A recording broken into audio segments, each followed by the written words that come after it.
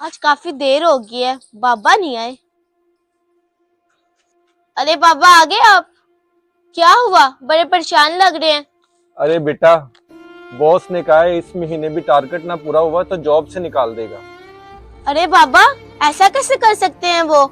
आप इतने सालों से उधर काम कर रहे हैं। अरे बेटा, कोई बात नहीं, मैं आपके ताया अब्बा के पास जा रहा हूँ, शायद वो ही मेरी कोई मदद कर दे। रुके बाबा, अजान हो रही है, नमाज पढ़कर चले जाइएगा।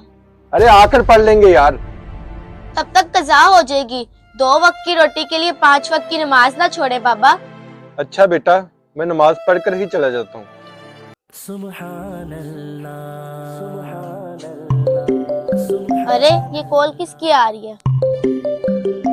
बॉस की कॉल? बाबा, आपके बॉस की कॉल आ रही है। जी बॉस। अच्छा,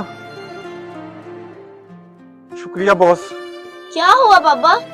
बेटा, जिस क्लाइंट से मैं बात कर रहा था ना, वो बहुत बड़ी कंपनी का मालिक है। उसने हमें बहुत बड़ा ऑर्डर दिया है। अब मेरा 1 साल का टारगेट पूरा हो गया है। सच में, अगर सजदे में अल्लाह के सामने झुक जाए तो फिर किसी और के सामने झुकने की जरूरत नहीं पड़ती बाबा। अगर आपको हमारी ये वीडियो अच्छी लगे तो शेयर लाजमी कीजिएगा।